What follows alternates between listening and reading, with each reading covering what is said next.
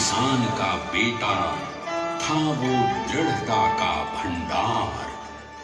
वल्लभ भाई पटेल नाम कहलाता था सरदार। कृषक कार्मिक जनगण से था उसको प्यार अपार। अखिल देश ने उसे रहनुमा किया था स्वीकार। गांधी बापू का शिष्य, सत्य अहिंसा का अवतार। किंतु एक भारत करने को धर लेता हथियार। लौह पुरुष संबोधन था वो लोहे की दीवार। तेज पुंज तुम, शक्ति पीठ तुम, बल का सागर अपरंपार। ऋणी देश का नम्र अमन तुम स्वीकारो सरदार।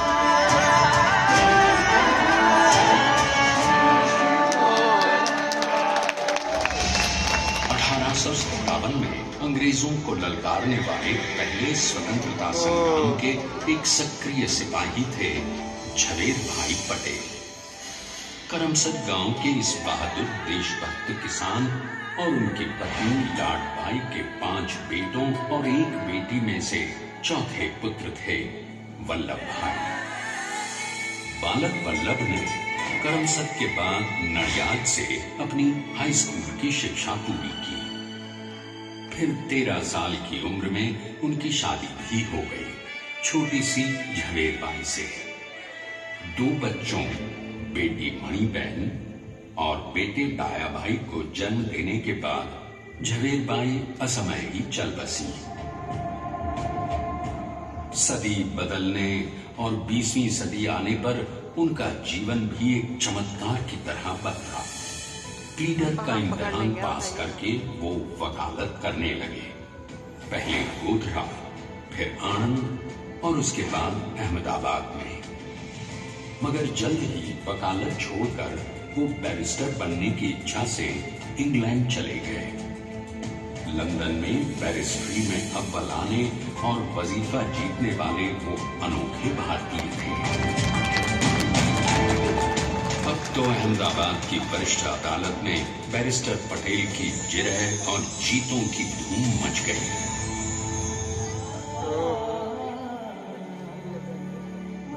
तभी एक युग पुरुष ने वल्लभ भाई के जीवन की धारा ही बदल दी।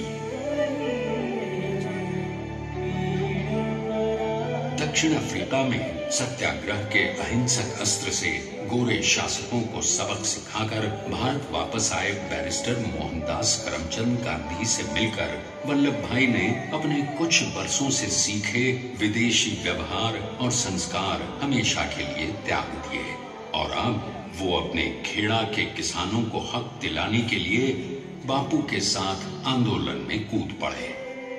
अब उनके पैरों में जूते नहीं, गांव की धूल थी। हृदय में भारत भूमि की शस्य श्यामला धरती। मन में थे गांधी और मस्तिष्क में एक नए स्वतंत्र भारत का सपना।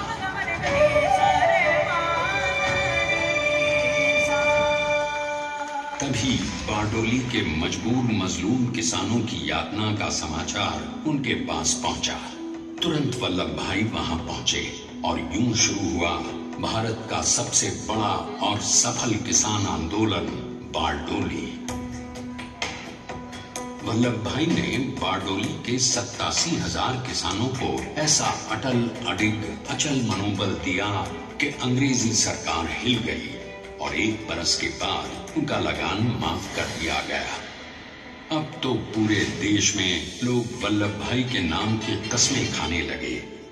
स्वयं महात्मा गांधी ने कहा, अब वल्लभ भाई मेरे शिष्य या साथी नहीं, सारे देश के सरदार हैं। और देश को मिल गया एक अनोखा असरदार सरदार।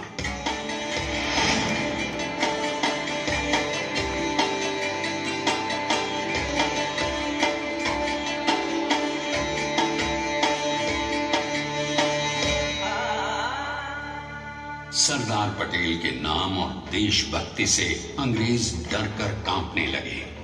1930 के नमक सत्याग्रह और दांडी कूच में वो बापू से भी पहले गिरफ्तार किए गए। तो सन 1932 में फिर उन्हें बापू के साथ ही जेल में 2 सालों के लिए डाल दिया गया। मगर आजादी के दीवानों को, स्वतंत्रता के परवानों को कौन गिरफ्तार कर पाया है? जेल से छूटते ही सरदार को कांग्रेस के नए राष्ट्राध्यक्ष पद पर चुना गया और उनकी सरपरस्ती में राष्ट्रवादी भारतीयों ने तमाम ब्रिटिश सूबों में जीत हासिल कर वहां अपनी स्थानिक सरकारें बनाई। किंतु सरदार का सपना केवल सरकार बनाना नहीं था। उनका स्वप्न तो था एक ऐसे नए भारत का जहां हर रंग, हर रूप, हर जात, मजहब, तबके का हिंदुस्तानी एक साथ मिलकर एक ऐसा नया भारत बना सके जहां पूर्ण स्वराज के साथ सारे समाज को गरीबी, अशिक्षा, छुआछूत से भी आजादी मिल जाए। इसकी पहली रणनीति थी भारत को अंग्रेजों की गुलामी से आजादी, ताकि भारत के लोगों की अपनी सरकार सबके साथ और सबके विकास के लिए काम कर सके। बापू की अगुवाई में अब देश ने अंग्रेजों को अंतिम चेतावनी दे दी, करेंगे या मरेंगे, क्विट इंडिया, अंग्रेजों भारत छोड़ो। बस फिर क्या था, संघर्ष की रणभेरी बची। 3 सालों के लिए सरदार पटेल को भी सत्याग्रही नेताओं के साथ जेल में ठूंस दिया गया। 2 सालों के बाद अंग्रेजों को बापू के सभी शिष्यों और साथियों को छोड़ना पड़ा।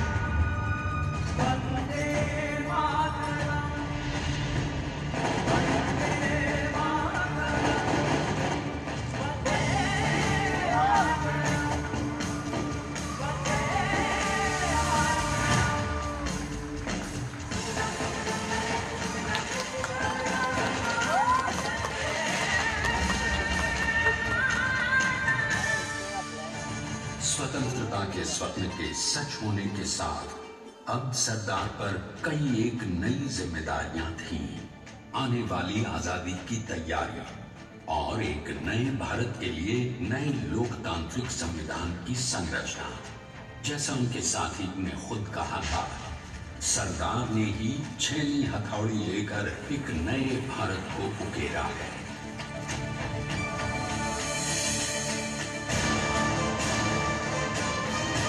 स्वाधीनता तो प्राप्त हुई, लेकिन खंडित भारत में भी उठते विभाजनवादी अंधकार को अभी दूर करना था।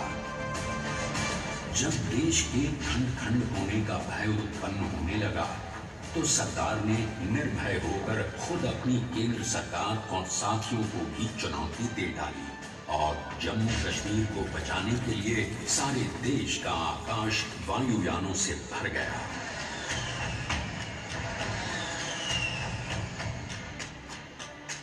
और फिर हैदराबाद और जूनागढ़ के भारत में विलयीकरण को पाकिस्तान से चुनौती मिली। सरदार चाहते थे कि देश की 1 इंच धरती अब और विभाजित नहीं होनी चाहिए। नए भारत को एक करने के लिए समझा बुझाकर, मना कर 565 रियासतों को सरदार ने अपनी सूझबूझ, सदाशयता, संबल से एक नए स्वतंत्र भारत का अभिन्न अंग बना लिया। हमारे इतिहास में अखंड भारत के पुरुषार्थ का ये एक महानतम अध्याय है।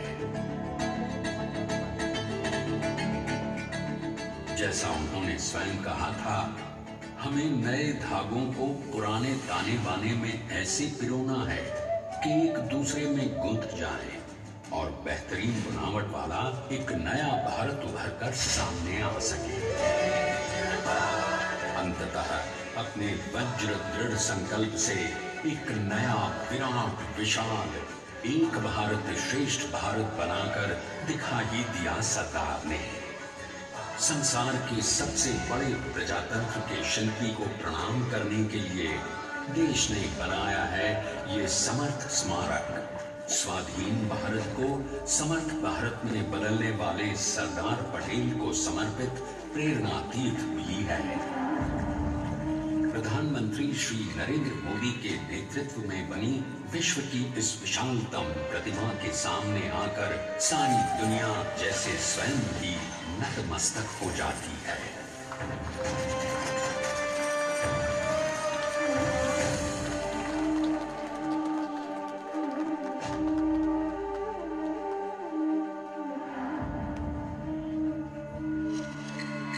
देश को बना गया वो अमित अटल, हरा सका उसे न कोई शत्रु दल। चट्टान के समान सा पुरुष प्रबल, पटेल तो स्वदेश का सम्मान है, पटेल तो स्वदेश का सम्मान है, पटेल तो स्वदेश का सम्मान है, पटेल तो स्वदेश का सम्मान है।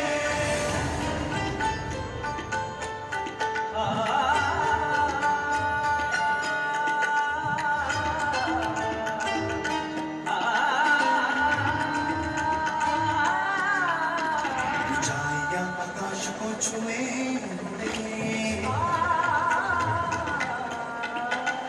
गहराइयां समुद्र की हुए, कदम अधिक जमीन पर जमे हुए, पटेल अपनी आन बान शान है, पटेल अपनी आन बान शान है, पटेल तो स्वदेश का सम्मान है, पटेल तो स्वदेश का सम्मान है, स्वदेश का सम्मान है, स्वदेश का आइए अब देखते हैं कि अपने लौह पुरुष को श्रद्धांजलि देती 182 मीटर ऊंची विश्व की सबसे विशालकाय प्रतिमा का निर्माण कैसे हुआ।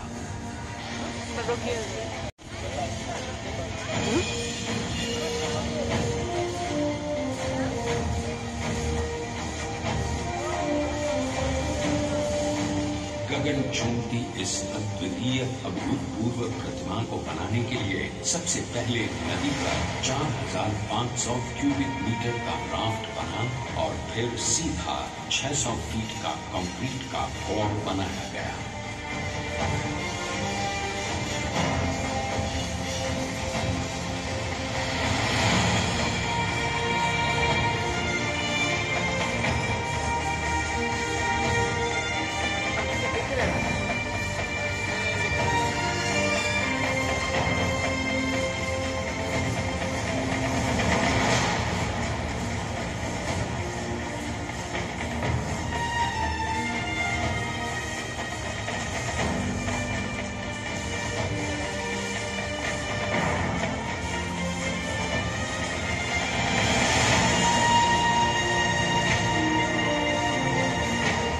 इस कंक्रीट कोर के साथ लगाया गया स्टील का फ्रेमवर्क।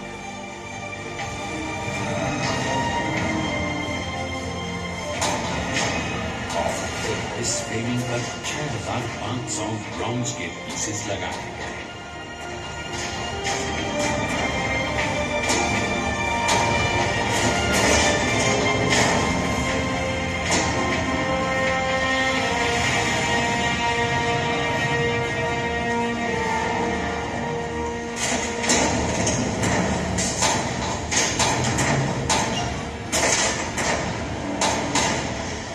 सोचिए कि 182 मीटर ऊंचे इस भव्याति भव्य स्मारक के निर्माण में कितना सामान और मेहनत लगी है। 70,000 metric ton cement, 18,500 metric ton reinforcement steel, 6,000 metric ton structural steel और 1,700 मीट्रिक टन ब्रॉन्ज।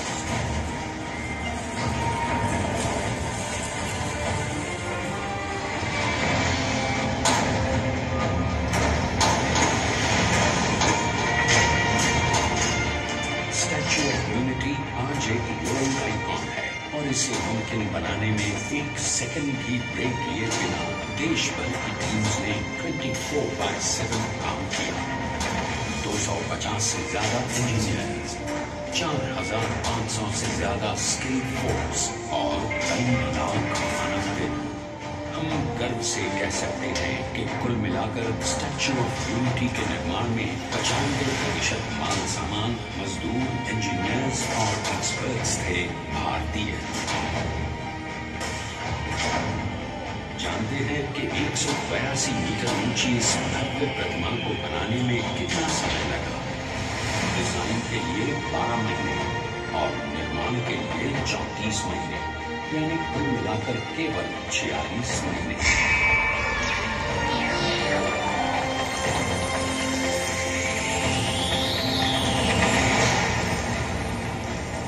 और इसी तरह बनी देश के शिल्पकार की एक अनोखी, अद्वितीय, विशाल प्रतिमा, जो सिर्फ आज ही नहीं बल्कि आने वाले न जाने कितने सालों तक यूं ही चमचमाती रहेगी।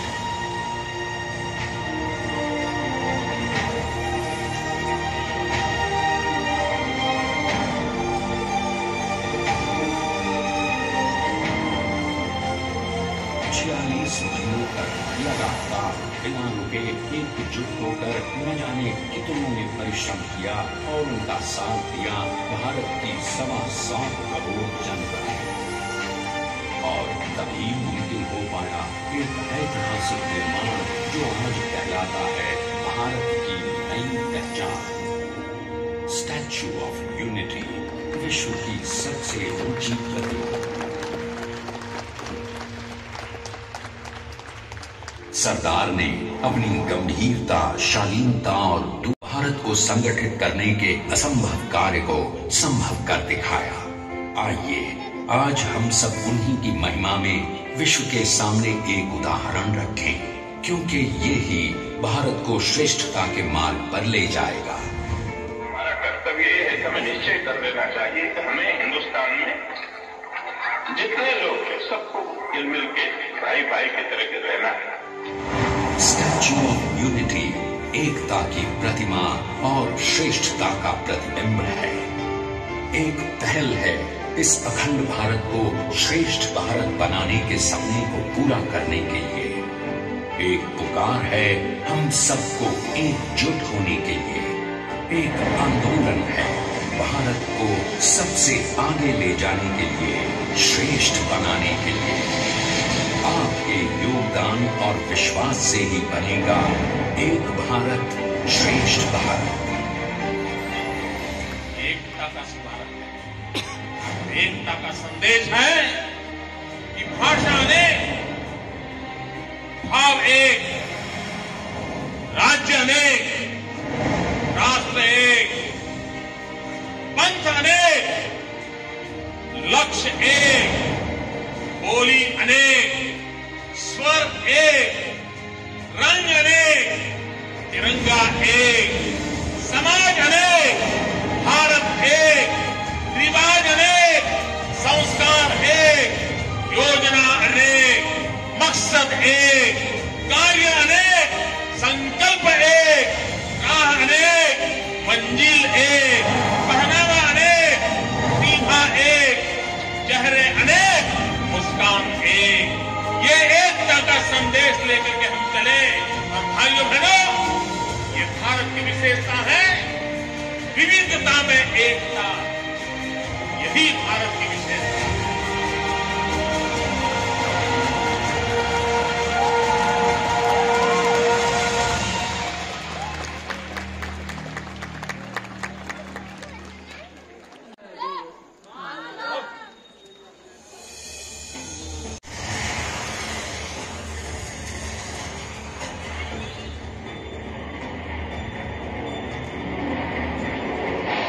Please stand up for the national anthem.